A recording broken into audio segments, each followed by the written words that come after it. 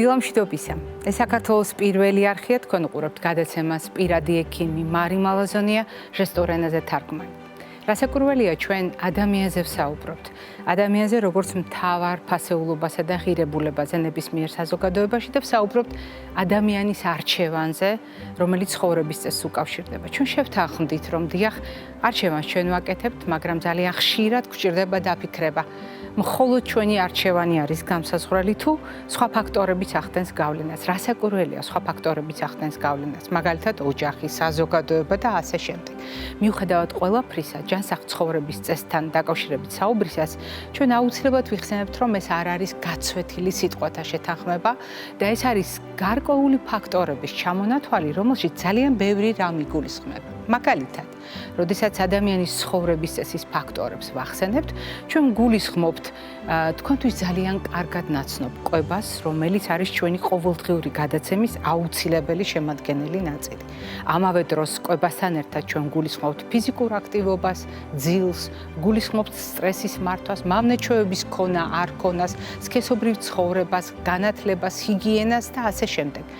განსაკუთრებით მნიშვნელოვანი არის ადამიანის ჯანმრთელობაზე საუბრისას გავიხსენოთ, რომ ადამიანის ფიზიკური, მენტალური და სოციალური კეთილდღეობა ბევრად არის დამოკიდებული იმ გარემოზე, ცოცხალ და არაცოცხალ გარემოზე, რომელშიც ადამიანს უწევს ცხოვრება. და ძალიან ხშირად ეს გარემო დამოკიდებულია ადამიანზე და წარმოიქმნება სწორედ ის განსაკუთრებული ურთიერთობა, როდესაც ერთი მხრივ გარემო განსაზღვრავს, როგორი იქნება ჩვენი ჯანმრთელობა და ჩვენი ცხოვრების წესი და მეორე მხრივ ჩვენ განსაზღვრავთ, როგორი იქნება გარემო არა მარტო ჩვენთვის, არამედ სხვა ადამიანებისთვისაც. ისტორია, რომელიც ახლა ჩემს აზრს გააგრძელებს, მოამზადა შორენ ალაბაძემ და არის სწორედ იმის მცდელობა, შეცვალოს ადამიანმა გარემო არა მხოლოდ საკუთარი თავისთვის, არამედ სხვებისთვის, იმიტომ რომ საბოლოო ჯამში ამ გარემომ ადრე თუ გვიან ადამიანებს შეუცვალოს ცხოვრების წესი. ცხოვრების წესი, რომელიც გარემოს განსაზღვრელია და ცხოვრების წესი, რომელიც თავად არის გარემოზე დამოკიდებული.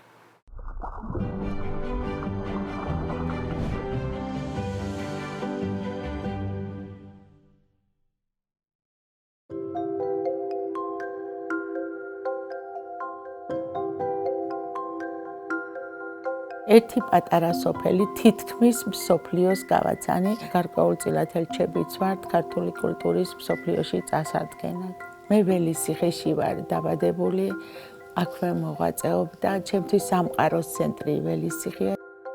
მე გახლავართ რუნუ კარდენახლიშვილი 69 წლის, ვარ პროფესიით ეთნოგრაფი. ბავშვობის დიდმა გატაცებამ განსაზღვრა ჩემი მომავალი. იმდენად მომწონდა ეს ძველი ნივთები, სახლში მიმქონდა და ვაგროვებდი. ჩვენ ვიყიდეთ პატარა ძველი სახლი, მეორე მხარეს აღმოჩნდა ნანგრევები ძველი მარნის. ძალიან დიდი ხნის განმავლობაში ნაგვიდან და მიწისგან ვან თავისუფლებდით. მინდოდა სოფლის ისტორიული ეთნოგრაფიული მუზეუმი გამეკეთებინა, რადგან ჩემი ექსპონატები ამის უფლებას მაძლევდა ქრისტეს შობამდელი პრეისტორიული დროიდან დღემდე სხვადასხვა ნივთები. ბებიას ჰქონდა ლამპა, რაღაცა საოცარი სიყვარული მქონდა ლამპების მიმართ და ხელსაბანების მიმართ. ეს ოჯახიდან რაღაც გენეტიკურად მქონდა სიყვარული, უნიკალური ლამპების კოლექცია მაქვს და რამოდენიმე ეზო შევიძინეთ კიდევ და ჩემი ხელით გავაშენეთ ეზო, სადაც ბევრი ეგზოტიკური მცენარეა. გვაქვს პატარა ტბორი, სადაც ყავს გედები, ეგზოტიკური იხვები, ბატები. ყველაზე ძალიან რაც მიხარია, სოფელში უამრავი მიტოვებული მარნის აღდგენა დაიწყეს. რამაც რა თქმა უნდა მოსახლეობის ცხოვრების დონე აწია. ძალიან ბევრი მიტოვებული სახლი მუზეუმის თვალსაზრისით აღადგინეს. სკოლები კახეთის მასშტაბით ძალიან ხშირად მოდიან, უნივერსიტეტებიდან მოდიან ბავშვები და ჩანაწერებს აკეთებენ. ძველი არ დაიკარგება და მომავალში პირიქით განვითარდება. თავიდან არავის არ ჯეროდა, რომ რაღაცას ვეძებდი, რომ რაღაცას მივაღწევდი, რომ რაღაცას გავაკეთებდი. თვითონ ოჯახის წევრებსაც ეხარა მე მაინც შეუპოვრად ვაგრძელებდი მოძიებას, მოკლევას და ენერგია მაქვს ჯერჯერობით ისეთი უშრეტი, რომ შრომაში უფრო და უფრო ხალისდები და რომ ბნელდება, ძალიან ნერვიულდები, რომ მალე გათენდეს, გავაგრძელო შრომა. არ უნდა დაგვაშინოს რამე წინააღმდეგობა. მე მაგალითად წინააღმდეგობას რო ხვდები, უფრო აქტიურდები და მთელი ძალით შეუტევ, რომ ეს წინააღმდეგობა გადაუბრლახო. ძველ ნივთებს რომ ვაგროვებ, ხანდახან პატარა აღდგენებსაც ვაკეთებ.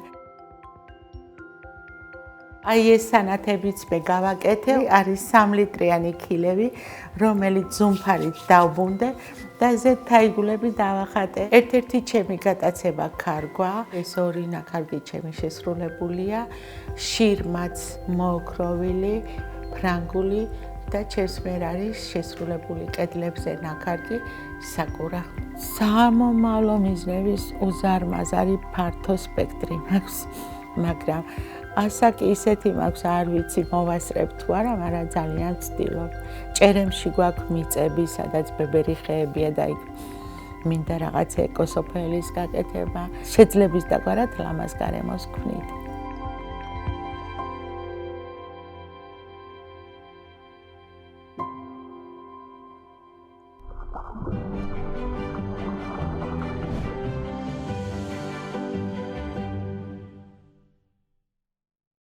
როდესაც ორგანიზმს ესა თუ ის პრობლემა აქვს, ძალიან ხშირად ჩვენ შეფარვით მიმდინარე პროცესს აღმოვაჩენთ ხოლმე მოგვიანებით. თუმცა ორგანიზმს აქვს თავისი სამარჯვები, როგორ შეიძლება შეგვატყობინოს პრობლემის შესახებ. და ერთ-ერთი ასეთი სამარჯვი გახლავთ ტკივილი. ტკივილი, რომელიც ადამიანების მხრიდან აღიქმება როგორც საგანგაშო ნიშანი, რომელიც მიიყვანს მას ექიმთან, თუმცა ყველაზე მნიშვნელოვანი ტკივილთან დაკავშირებით არის ის, რომ სწორედ ტკივილის მეშვეობით ორგანიზმი გვატყობინებს პრობლემის შესახებ და გვეუბნება მომხედეთ, მომაქციეთ ყურადღება, რაღაც ხდება. და ეს რაღაც შეიძლება იყოს სხვადასხვა ლოკაციის, სხვადასხვა ლოკალიზაციის, სხვადასხვა წარმომავლობის, სხვადასხვა მიზეზთან დაკავშირებული, მაგრამ მიუხედავად ამისა, ტკივილი ყოველთვის საყურადღებოა. თუმცა არის კიდევ ერთი თავისებურება, როდესაც ჩვენ ვცდილობთ ხოლმე გადავავადოთ მაგალითად ექიმთან ვიზიტი, გადავავადოთ დიაგნოსტიკა, გადავავადოთ ჩვენი გააზრება, უბრალოდ ჩვენ მიერ პრობლემის გააზრება და მიმღებლობა და ასეთ შემთხვევაში შეიძლება სრულიად უჩვეულო ფაქტორებიც კი ავირჩიოთ და დავასახელოთ მიზეზად. დავაბრალოთ მაგალითად გაციებას, უხერხულ მოძრაობას და ასე შემდეგ. ეს ყველაფერი შეიძლება იყოს მაპროვოცირებელი, რა თქმა უნდა, მაგრამ შეიძლება იყოს თუ არა მიზეზი. მაგალითად, მაშინ, როდესაც კისერი ან წელი გვტკივა, ამას დღეს გავარკვევთ ჩვენი გადაცემის სტუმართან ერთად, რომელსაც თქვენ ძალიან კარგად იცნობთ. იგი გახლავთ წლების მანძილზე ჩვენი გადაცემის ერთგული მეგობარი, ნეიროქირურგი პროფესორი ბატონი გოჩა ჩუტკერაშვილი. გოჩა, დილამშვიდობისა. გამარჯობათ. მადლობა, რომ წლების მანძილზე ერთგულად თანამშრომლობთ ჩვენთან და ძალიან გვიხარია ყოველთვის თქვენი სტუმრობა, მით უფრო ამ თემასთან დაკავშირებით, როდესაც მაგალითად წელის ტკივილს ან კისრის ტკივილს ადამიანთა გარკვეული ნაწილი გაციებას უკავშირებს. შეიძლება გაციება, ვირუსული ინფექცია, უხერხული მოძრაობა იყოს მიზეზი. ანუ პირველადი მიზეზი, რომლის გამოც ჩვენ ესა თუ ის პრობლემა ჩამოგვიყალიბდება კისრის ან წელის მიდამოში. თქვენ ძალიან კარგად ბრძანდეთ სიტყვის შესავალში, რომ ტკივილი ეს არის ერთ-ერთი სიგნალი, რომელსაც ფაქტიურად ჩვენი ორგანიზმი გვიგზავნის, რათა მივაქციოთ ყურადღება ამა თუ იმ მიდამოს, რომელიც ამ ეტაპზე უკვე ხდება ტკივილის მიზეზი. რაც შეეხება დასმულ კითხვას, რომ პირველადი მხოლოდ გაციება, რომ ან იგივე ვირუსული ინფექცია, როგორც აღწერილია ლიტერატურაში, ის დაახლოებით მესამე ადგილზეა იმ გამომწვევ ფაქტორებს შორის, რომელიც ერთ-ერთი ამ ტკივილის მიზეზი შეიძლება გახდეს, მაგრამ ფაქტიურად ეს უფრო თუ ჩაუღრმავდებით აქ არს ამ ტკივილისას, ეს ფაქტიურად ერთ-ერთი, როგორც თქვენ ბრძანეთ წეღან, გამომწვევი ფაქტორი იმდენად არა, როგორც მაპროვოცირებელი ფაქტორია. გამომამჟღავნებელი, რომელმაც ბიძგი მისცა ფაქტიურად სტარტერია ეს იმისა, რომ დაიწყო გაღიზიანებაზე, ორგანიზმმა ეს აღიქვა როგორც ერთ-ერთი გამღიზიანებელი ფაქტორი და უკვე აგორდა ის ფაქტიურად მანკიერი წრის ერთ-ერთი შეიკრა ჯაჭვად და წამოვიდა ტკივილის სახით. და თუ ჩვენ ამას დროულად არ მივაქცევთ ყურადღებას, თუ დროულ რეაგირებას არ მოვახდენთ, ეს ჯაჭვი შეიძლება უკვე აღარც გაწყდეს და განვითარდეს ერთ-ერთ დიდ დაავადებად და მოგვევლინოს ისე, რომ მე უკვე მხოლოდ წამლებით, ამ მხოლოდ ფიზიოთერაპიული პროცედურებით ვერც კი მოვერიოთ. რა უფრო ხშირია დასრულეთ აზრი და მე შემდეგ დაგისვამთ კითხვა. რა უფრო ხშირია კისრის ტკივილი თუ წელის ტკივილი? თანამედროვე მედიცინა ტკივილთან დაკავშირებით ამბობს, რომ ყველაზე ხშირი მიმართვიანობა მთელი მსოფლიოს მასშტაბით ტკივილთან დაკავშირებით უკავშირდება თავის ტკივილს. ასია თუ არა? და როგორია დღევანდელი სურათი, იმიტომ რომ წლების მანძილზე თავის ტკივილი ლიდერობდა. კისრის ტკივილი და წელის ტკივილი რა პოზიციას იკავებს? კისრის ტკივილი და წელის ტკივილი თითქმის ერთ დონეზეა, წელის ტკივილი დაახლოებით 0.3-0.4% ჭარბობს. მაგრამ უკვე თუ გავითვალისწინებთ ეს ჩვენს პოპულაციაში? არა, ზოგადად საერთოდ თუ გავითვალისწინებთ სოფლიო ტკივილის ასოციაციის მიერ მოწოდებული მონაცემებით, დღეს 3.75 მილიარდი ადამიანი არის მუდმივად ტკივილის ქვეშ და იძულებულია მიიღოს ტკივილგამაყუჩებელი პრეპარატები. ეს ძალიან დიდი პროცენტია დამეთანხმებით და ძალიან დიდი რაოდენობა იმ ადამიანებისა, რომელიც ფაქტიურად წვალობენ, განიცდიან ტკივილს და მუდმივი და აქვს ძალიან დაბალი ცხოვრების ხარისხი ამის გამო. და ამითი როგორც ცხოვრების ხარისხი, ისე მუშაობის პრაქტიკულად უნარი უკვე იდებათ ამ ადამიანებს. და ბოლო ხანებში უკვე წამოვიდა ტენდენცია და უпроსორად ტენდენცია კი არა, უფრო მეტად ამ დაკვირვებამ და მედიცინის განვითარებამ უკვე ცხადყო ის, რომ თავის ტკივილის დაახლოებით 40% ეს უკვე წამოსულია ტკივილით. ეს კისრის მიდამოს ტკივილიდან. ვინაიდან ატლანტა ოქციპიტალურ მიდამოში, ანუ იმ მიდამოში, სადაც თავი უერთდება კისერს, აქ არის ატლანტა ოქციპიტალური იოგი და ამ იოგის ქვეშ გადის კეფის დიდი ნერვი და ხერხემლის არტერიები. ძალიან ხშირად დაახლოებით 55-58%-ში, ზოგიერთი მხრივ 60%-ში აქ არის კიდევ ყურის უკანა ნერვიც. საკმარისია დაიჭიმოს კისერი რაღაცა პრობლემის გამო, ანუ კისრის ეს კუნთები, რომელიც მე საბოლოოდ იწვევენ ატლანტა ოქციპიტალური იოგის გადაჭიმვას, გადაძაბვას, აქ ხდება ამ ნერვის მოყოლა, ამ იოგსა და ძვალს შორის და ძალიან ხშირად უკვე ტკივილი იღებს საფუძველს იქიდან, რომ ეწყება ადამიანს კეფის ტკივილი, მე ამ ტკივილზე უკვე იძაბება კუნთები, დაძაბული კუნთები თავის მხრივ მე ჩართავს უკვე სხვადასხვა მექანიზმებს და თუ ეს მექანიზმი დროულად არ გავწყვიტეთ, მე უკვე მთელი რიგი კასკადი წარმოიშვება, რომლის მხრიდანაც იქ მე სპაზმირებას განიცდის ხერხემლის არტერიები და უკვე მეორადად ფაქტიურად ადამიანს ეწყება ძალიან ძლიერი თავის ტკივილი, რომელიც ეს უკვე მე ბურდენკო-კრამერის სახელწოდებითაც კია ცნობილი, როცა არტერიების სპაზმი მიდის, ნათხემის კარავი ამის გამო განიცდის იშემიას, ანუ შიმშილს, იძაბება და ნათხემის კარვის გაღიზიანება უკვე იწვევს არა მარტო თავის ტკივილს, არამედ უკვე ტკივილს თვალბუდის არეშიც.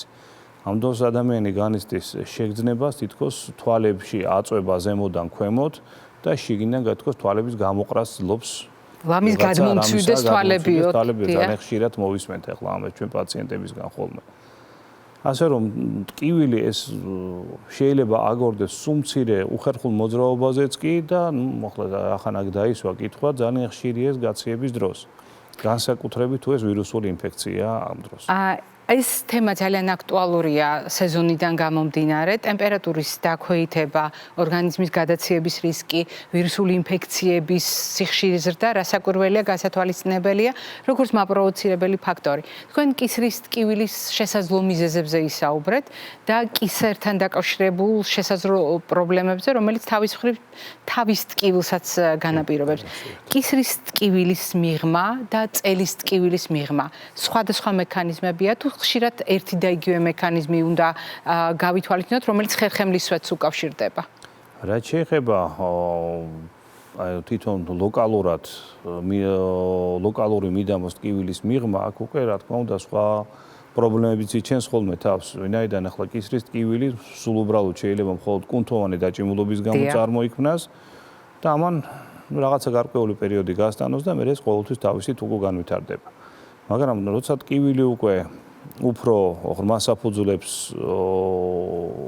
არის უკავშირდებით არის ნიშანდებული და უკვე დაკავშირებულია ღრმა საფუძვლებთან, კერძო როცა უკვე ამ შემთხვევაში არის დაუშვათ იგივე კისრის დისკების დაავადება, ერთმა არქანს დაუშვათ არის სიმსივნური დაავადებები და რომელიც უკვე პროვოცირება საკმარისი კუნთების შეკუმშვამ გამოიწვიოს ამ დაავადების პროვოცირება, ანუ პირველ პლანზე გამოტანა.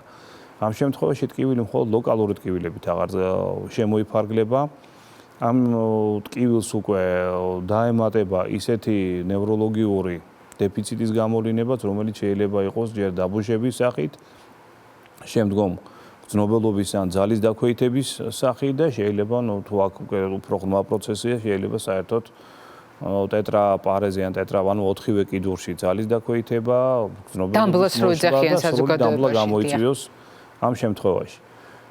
გარდა ამისა, თვითონ მხოლოდ თავის და კისრის ტკივილით არ შემოიფარგლება ხოლმე. ძალიან ხშირად ეს ტკივილი გადაეცემა, ირადირებს ბეჭის არეში, შეიძლება გულმკერდის მიდამოში და თუ ეს მით უმეტეს მარცხენა მხარეა, პაციენტები ძალიან შეშინებულები მოდიან, ხომ არ არის ეს დაუშვათ გულის დაავადება და ხომ არ არის ეს გულის დაავადებათა გართულებით გამოწვეული.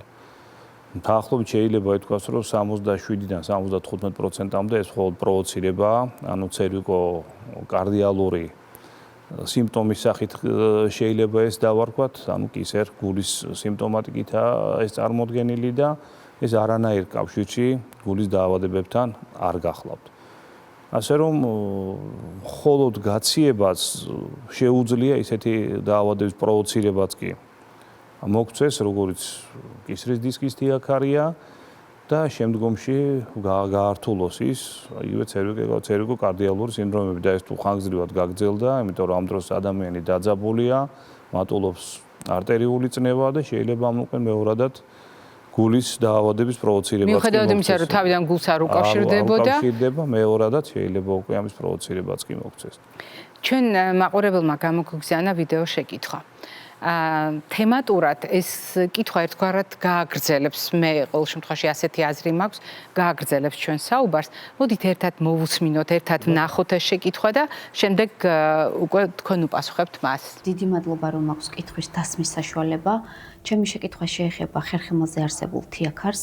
ეს პრობლემა აწუხებს ჩემს ოჯახის წევრს და ეშინია ოპერაციის გაკეთების, რადგან ხალხში გავრცელებული მოსაზრება თითქოს ოპერაციის გაკეთების შემდეგ შესაძლოა ხელახლა განვითარდეს თიაქარი, ეს აბრკოლებს და აშინებს. ჩემი შეკითხვა სწორედ ამაში მდგომარეობს, ეს რამდენად რეალურია და რამდენად შესაძლებელია წარმატებული ოპერაციის შემდეგ თიაქარი ხელახლა განვითარდეს. მადლობა.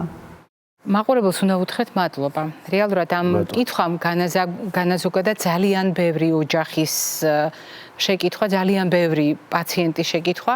დარწმუნებული ვარ, ამ კითხვაზე პასუხის გაცემა ყოველდღიურად არაერთხელ გიწევთ თქვენ, თქვენი მრავალწლიანი პრაქტიკის განმავლობაში, მაგრამ თუ ჩვენ შევხედავთ ამ კითხვას სხვადასხვა წახნაგიდან აღმოვაჩენთ, რომ სრულიად ლეგიტიმურია ყველა ის ნაწილი კითხვაში, რომელიც ამ შემთხვევაში ჩვენმა მაყურებელმა გაგვიზიარა. ერთი მხრივ შიში ოპერაციული ჩარევის გათვალისწინებით და მეორე მხრივ რეციდივის, ანუ განმეორების რისკი, რომელიც უნდა ვაღიაროთ, რომ საზოგადოებაში თუ რაღაც არის დამკვიდრებული, ხო იცით როგორ არის ადამიანებზე საყოველთაო აზრის გავლენა ძალიან მნიშვნელოვანია და ზოგჯერ იმაზე მნიშვნელოვანი, ვიდრე უშუალოდ საუბარი ექიმთან.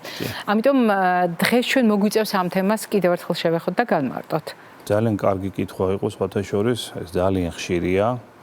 ძალიან თუმცა მუსირებს ხალხში ეს და ვეთანხმები, რომ ძალიან სწორად სვამენ ესენი კითხვას, უნდა იცოდეს ადამიანმა აუცილებლად ოპერაციისგან გაკეთების შემთხვევაში რა მოელის, ან არ გაკეთების შემთხვევაში რა მოელის. რაც შეეხება დასმულ კითხვას, ახლა როცა კი კეთდება ოპერაცია კისრის მიდამოში დისკის ამოღება სრულად ხდება, იმიტომ მოგეხსენება დისკი შედგება ფიბროზული რგოლებისგან და პულპოზური ბირთვისგან. ამ შემთხვევაში კისერს უდგებით უფრო ხშირად წინიდან, მთლიანად ვიღებთ დისკს, თავის თიაქრიანად, თავისი პულპოზური ბირთვით და თავისი ფიბროზული რგოლით. ცვლით მას ხელოვნური დისკით და შემდეგ ხდება მისი ფიქსაცია. ფირფიტითა და ჭანჭიკებით. რაც შეეხება წელის მიდამოს, ასე რომ კისრის მიდამოში პრაქტიკულად შეიძლება ითქვას, რომ რეციდივის განვითარება მინიმუმ ანუ ბევრად უფრო კატეგორიული ამ შემთხვევაში ნეიროქირურგის პასუხი. დაახლოებით 1.001 ანუ 1/101 15% ტოლია მხოლოდ კისრის არეში რომ მის ალბათობა რომ განვითარდეს რეციდივი.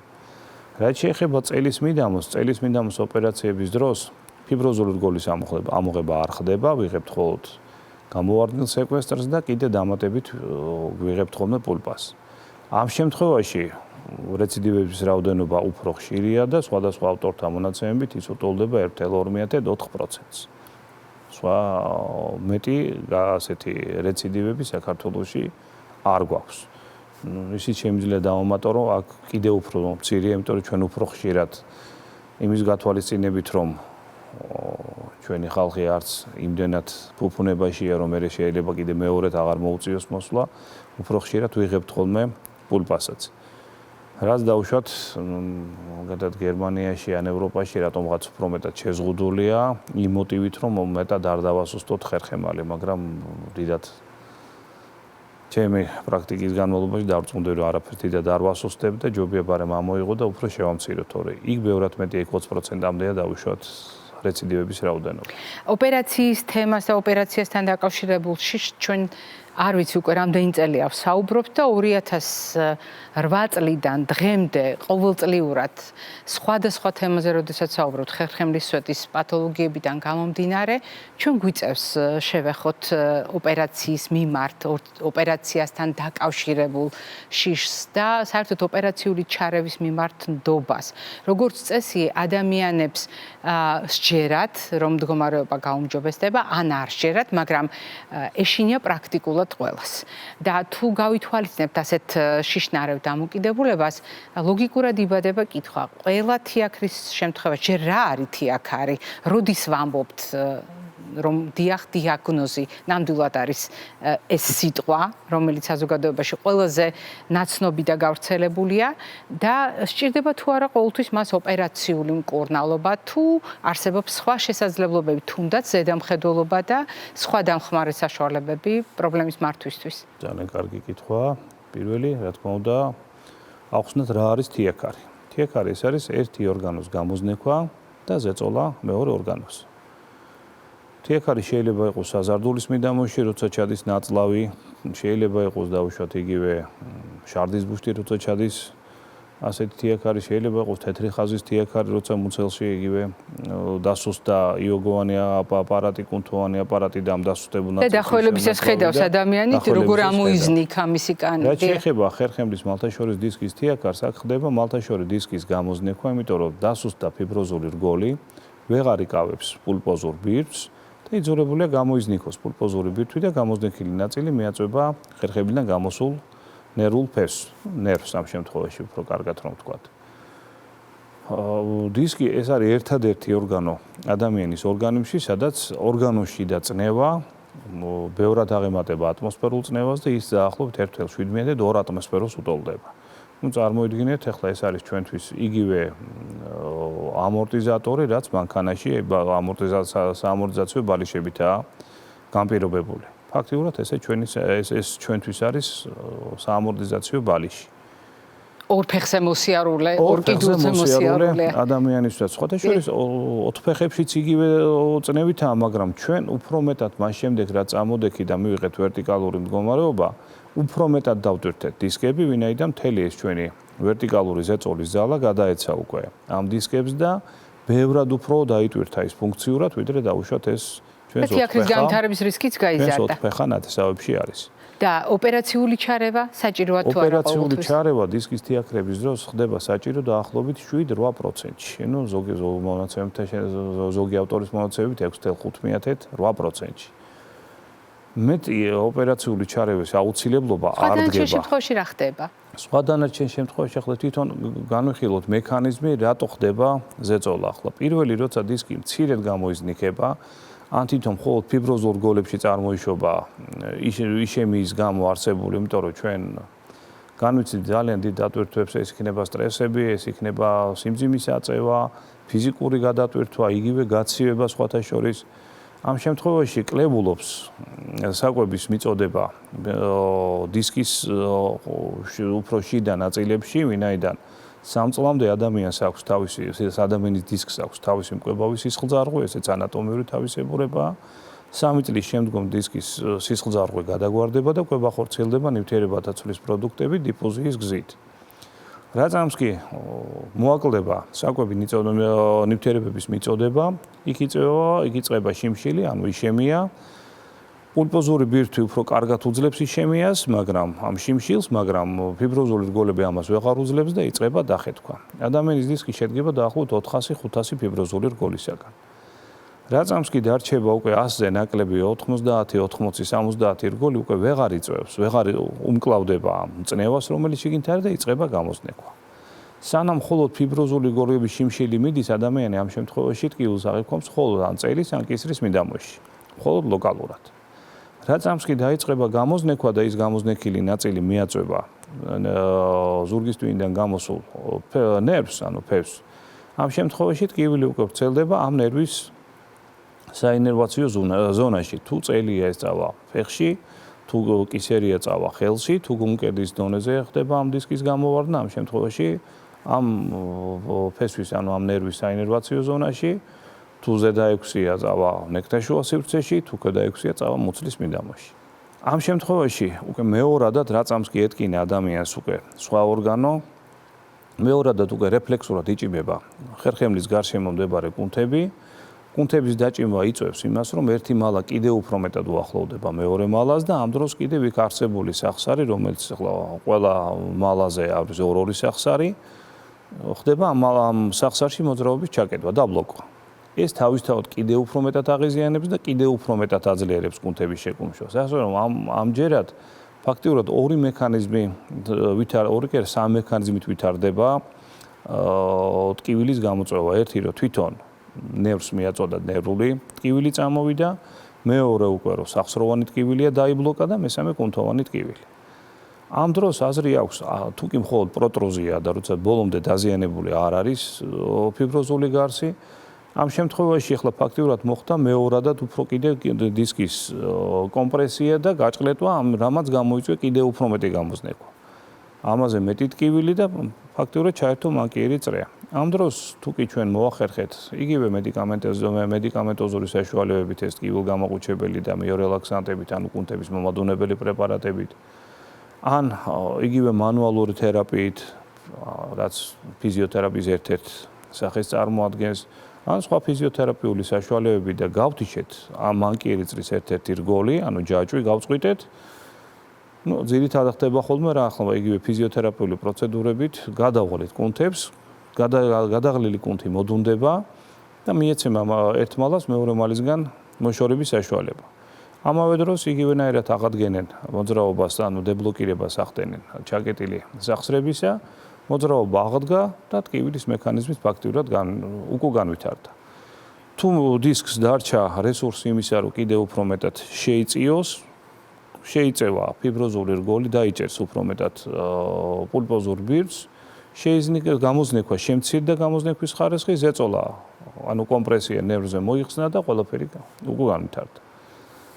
ეს საკმაოდ ხშირად ხდება და ამის მიღწევა საბედნიეროდ. დიახ. გარდა ამისა, ბოლო ხანებში საკმაოდ კარგად წამოვიდა ტკივილის ცენტრები გაიხსნა და ძალიან კარგი შედეგები აქვს, როცა უკვე ლოკალური ბლოკადები ან ლოკალური დაბლოკვა ხდება ამ ნერვების. იქ ლოკალურად შედის ჰორმონი და ჰორმონთან ერთად საანესთეზიო ნივთიერება.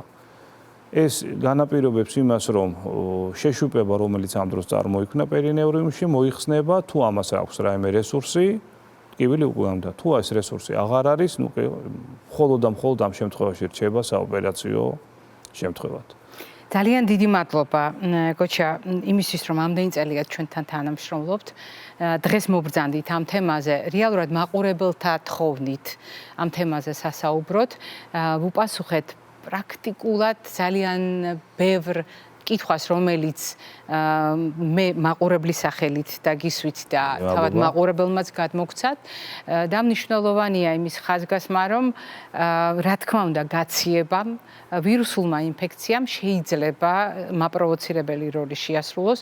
გაციება და ვირუსული ინფექცია არ არის თიაქრის მიზეზი, ამაზე შევთანხმდით, თუმცა მან შეიძლება ძალიან ბევრი პრობლემა გაამჟღავნოს, ხელი შეუწყოს ამ პრობლემების გამომჟღავნებას, მათ შორის კისრის მიდამოში ტკივილის შემთხვევაში, წელის მიდამოში ტკივილის შემთხვევაში და ეს უნდა გავითვალისწინოთ, რა საკურველია და ისიც უნდა გავითვალისწინოთ, რომ ყოველთვის ოპერაციული ჩარევა არ არის საჭირო და 50%. დიახ. ძალიან დიდი მადლობა კიდევ ერთხელ მაყურებელს შევახსენებთ დღევანდელი ჩვენი გადაცემის სტუმარი გახლდათ ნეიროქირურგი პროფესორი ბატონი გოჩა ჩუტკერაშვილი. მე არ გემშვიდობებით, წინ კვებითი შუქნიშანი გველოდება.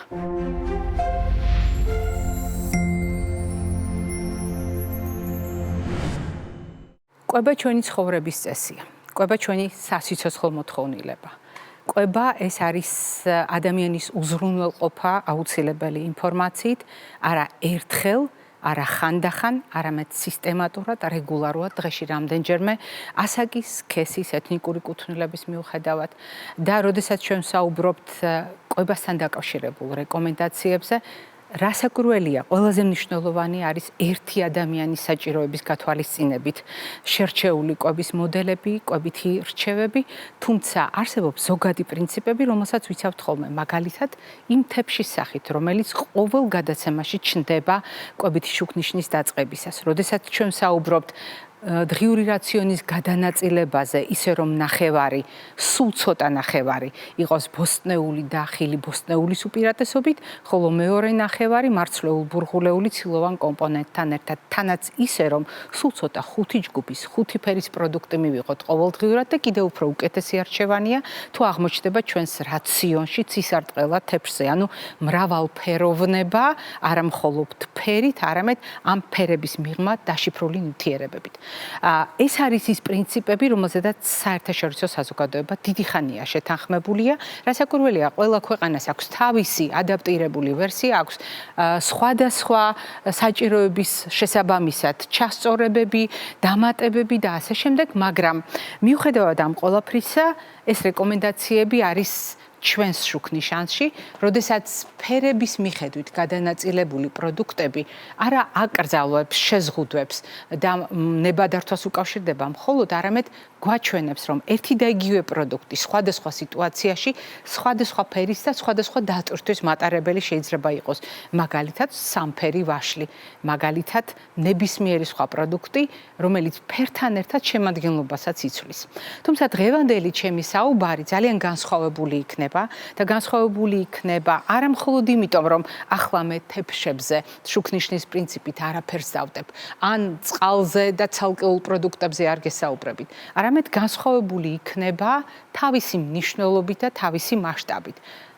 თქვენ ალბათ შენიშნეთ, რომ სულ რამდენიმე კვირის წინ ის წარმოდგენები, რომელიც არსებობდა ჩვენს ცნობიერებაში, წარმოდგენები, რომელიც ვიზუალიზებული, ანუ ადვილად დასანახი და აქმადი იყო ჩვენს გადაცემაში წლების მანძილზე, ცოტა განსხვავებულად და შეიძლება ითქვას ამობრუნებული სახით იყო წარმოდგენილი ამერიკის შეერთებულ შტატებში. რა მაქვს მხედველობაში? მე პირველ რიგში მხედველობაში მაქვს კვების პირამიდა, რომელიც ძალიან განსხვავებული სახით იყო წარმოდგენილი რამდენიმე კვირის წინ და მე ახლა პასუხობ ჩვენ ერთგულ მაყურებელს, პასუხობ ჩვენი სოციალური გვერდების მომხმარებლებს, ზოგადად საზოგადოებას, ვინც ამ თემასთან დაკავშირებით უამრავი კითხვა დამისვა. შეუძლებელია რაღაც ხდებოდეს კვებასთან დაკავშირებით მსოფლიოში და ჩვენ ამაზე გადაცემაში არ ვისაუბროთ. არასოდეს მომხდარა ასე და არც ახლა ხდება, შესაბამისად, მე აუცილებლად გეტყვით, რომ დიახ, ეს არის საკითხი, რომელმაც ძალიან დიდი ინტერესი გამოიწვია და უპირველეს ყოვლისა გამოიწვია წინააღმდეგ მიღმდეგობრივი დამოკიდებულება და მოდით მოვლენებს თანმიმდევრულად გავყვეთ. ასე გამოიყურება რეკომენდაციების ერთობლიობა, რომელიც როგორც გითხარით, რამდენიმე კვირის წინ იყო წარმოდგენილი, მაგრამ მოდით გავყვეთ თანმიმდევრულად მოვლენებს და გაგახსენებთ რეკომენდაციას, რომელიც მსოფლიოსთვის როგორც კვებითი სტრატეგია, ასე იყო განსაზღვრული 2050 წლამდე. თქვენ ეს გახსოვთ ჩვენი გადაცემიდან, თქვენ ეს გახსოვთ ჩემი წიგნიდან და გახსოვთ როგორც პლანეტის თეფში, რომელზედაც ეგრეთ წოდებული ლანცეტის ჯგუფი მუშაობდა, ეს გახლავთ მსოფლიოს წამყვანი 30-ზე მეტი ექსპერტი, რომელთა ერთობლივი მუშაობით, რომელთა ერთობლივი შეთანხმებით შეიქმნა ამ რეკომენდაციების ერთობლიობა, სადაც განსაკუთრებით დიდი ადგილი დაეთმო ბოსტნეულისა და ხილის ყოველდღიურ მოხმარებას, ზოგადად მცენარეული პროდუქტების მოხმარებას და ცხოველური პროდუქტების არჩევანის შემთხვევაში ძალიან კარგად და მკაფიოდ იყო დასაბუთებული, რატომ, რამდენი, როდის და ასე შემდეგ. შეიცვალა დამოკიდებულება სხვადასხვა საკითხებთან დაკავშირებით, არა პლანეტის თეფსთან დაკავშირებით, მაგალითად ზოგადად თეფსთან მიმართებაში, რომელიც თქვენთვის ძალიან კარგად ნაცნობი რეკომენდაცია 2011 წლიდან, მას შემდეგ რაც ამერიკის ონკოლოგთა ასოციაციამ ძალიან ბევრი კვლევა შეაჯერა და ამ კვლევის მიხედვით კიდევ უფრო მეტად მნიშვნელოვანი აღმოჩნდა, აი ამ დინამიკას ხედავთ ახლა თქვენ ის თეფში, რომელიც ახლა გამოჩნდება ჩვენს ეკრანზე. თეფში, სადაც მინიშნება არის 2/3, 1/3. მე მოკლედ განმარტავ დღეს ამაზე ჩვენ დეტალურად არ ვსაუბრობთ, იმიტომ რომ თქვენ ეს უკვე ძალიან კარგად იცით. 2/3, 1/3 სხვა არაფერია თუ არა საკვები ჯგუფების გადანაწილება პრინციპით, სადაც ბოსტნეული, ხილი და მარცვლეულ ბურღულეული ქმნის ჩვენი ყოველდღიური რაციონის მთავარ ნაწილს და ეს არის სულ ცოტა 2/3, არანაკლები 2/3-ისა და გაცილებით მეტი ვიდრე 2/3. ხოლო როდესაც ლაპარაკია ცხოველური წარმოშობის პროდუქტებზე, 1/3-ს არ უნდა აღემატებოდეს, ისიც არაცხიმით დატვირთული. აი ასეთი იყო კლასიკური ვერსია, რომ წარმოვიდგინოთ პირამიდების ისტორია, როდესაც დაიწყო საკვები პროდუქტების ისე გადანაწილება, რომ საფუძვლად დაედო პირამიდას მარცვლეულ ბურღულეული, ანუ ყველაზე ხშირად მოხმარებული პროდუქტები, ასევე ყველაზე ხშირად აუცილებლად გამოსაყენებელი პროდუქტები ბოსტნეულის და ხილის სახით, შემდეგ ხორც პროდუქტები, რომელშიც ასევე სხვა ცხოველურ პროდუქტებსაც მოვიაზრებთ, მათ შორის თევზეული, კვერცხი და ასე შემდეგ და ტკბილეული ის პროდუქტები, რომელიც პროცესირებულია, რომელიც არის ტექნოლოგიური გადამუშავების საჩუქრები, ყველაზე მაღალ წერტილში პირამიდისა მწვერვალში აღმოჩნდა, რაც იმას მიანიშნებდა, რომ ყველაზე ცოტა რაოდენობით, ყველაზე იშვიათად უნდა გამოვიყენოთ ჩვენს ყოველდღიურ კვებაში. აი ეს იყო ისტორია, საიდანაც დაიწყო პირამიდებზე მსჯელობა და შესადარებლად პირამიდა, ძველი პირამიდა, რომელიც სწორედ ამერიკელმა მეცნიერებმა შეიმუშავეს და გაუზიარეს მთელ მსოფლიოს USDA-ის პირამიდა და პირამიდა, რომელიც არის თანამედროვე და აი ასე მივედით იმ ბოლო პირამიდასთან, რომელიც არის შემოთავაზებული, როგორც ამოტრიალებული ვერსია. და ჩვენ ახლა სწორედ ამოტრიალებულ ვერსიას დავუბრუნდებით, რა ითქვა ამ ახალი რეკომენდაციებით. ამ ახალი რეკომენდაციებით ითქვა, რომ ყველა პროცესირებული პროდუქტი, ყველა მრავალჯერ გადამუშავებული პროდუქტი, მარტივად შესათვისებელი ნახშირწყლებით და შაქრებით დატვირთული პროდუქტი უნდა იყოს მინიმალურად გამოყენებული. სამაგიეროდ მაქსიმალურად უნდა იყოს წახალისებული ბოსტნეულის და ხილის გამოყენება, ყველაზე დიდი რაოდენობით უნდა მათი გამოყენება გავითვალისწინოთ ყოველდღიურ რაციონში, ისე რომ სულ ცოტა 3 ულუფა იყოს ბოსტნეული, 2 ულუფა ხილი, ხოლო რაც შეეხება ცხოველური წარმოშობის პროდუქტებს, მიაქციოთ ყურადღება, რომ აქ 2 ძალიან მნიშვნელოვანი რეკომენდაცია არის გათვალისწინებული. ერთი, თუ აქამდე ჩვენ ძალიან მკაფიოდ ვამბობდით, რომ ცილის მოხმარება ყოველდღიურად ისე იყო დაგეგმილი, რომ კილოგრამ წონაზე 0,8 გრამი გავითვალისწინოთ, ახალი პირამიდის პრინციპში გათვალისწინებულია 1,2-1,6 გრამი კილოგრამ წონაზე. ეს მეტია და ვფიქრობთ ძალიან ადვილი ამოსაცნობია, რამდენად მეტია ძველ რეკომენდაციებთან შედარებით, იმის გათვალისწინებით, რომ ლაპარაკია მთლიანი რძის ნაწარმის, ანუ მოუხდელი რძის და რძის პროდუქტების გარკვეულწილად საქონლის ცხიმის გამოყენებასთან დაკავშირებულ რეკომენდაციებზე. აი ეს გახლავთ ზუსტად ის საკითხი, რომელმაც აზრთა სხვადასხვაობა გამოიწვია პროფესიონალთა შორის და ძალიან ბევრი საკითხია კიდევ, რომელიც გასათვალისწინებელია სწორედ აი ამ მსჯელობის პროცესში. კიდევ რა საკითხია გასათვალისწინებელი? მაგალითად, როდესაც ნახშირწყლოვან პროდუქტებზეა ლაპარაკი, მარცვლეულ ბურღულეულზე, რომელსაც ძველ პირამიდაში საფუძვლად წარმოვიდგენდით. ახლა ის მწვერვალად არის განხილული პირამიდისა და ვიზუალურად ეს გვიბიძგებს ვიფიქროთ, რომ ყველაზე ცოტა უნდა გამოვიყენოთ. ხოლო თეორიული განმარტებისას, პირამიდის ამობრუნებული ვერსიის თეორიული განმარტებისას, ნათქვამია, რომ 2-4 ულუფა ყოველდღიურად უნდა იყოს დაშვებული რაციონში. ისევე როგორც ცხიმთან დაკავშირებით ნათქვამია, რომ ნაჯერი ცხიმების რაოდენობა 10%-ს არ უნდა გადააჭარბოს, არადა პირამიდის გამოსახულებაში ცხოველური წარმოშობის პროდუქტები, რომელიც სავარაუდოდ ნაჯერი ცხიმებით იქნება დატვირთული, საკმაოდ წახალისებული და საკმაოდ დიდი სეგმენტით არის წარმოდგენილი. ამიტომ მეცნიერთა გარკვეული ნაწილი წინააღმდეგობრივად აღიქვამს ამ რეკომენდაციებს და სვამს კითხვას, არის თუ არა ერთმანეთის შესაბამისი ფორმა და შინაარსი, ხომ არ იქნება ეს საზოგადოებისთვის დამაბნეველი და იქნება თუ არა ეს რეკომენდაციები ცალსახად მისაღები და გასაზიარებელი ერთი ქვეყნის შიგნით და მთელი მსოფლიოს მასშტაბით. არის თუ არა ეს უკვე დადგინილი ნორმატიული რეკომენდაცია, რომელიც მსოფლიოს ყველა ქვეყანაში უნდა გავიზიაროთ. ჯერჯერობით ეს არის ახალი მოვლენა.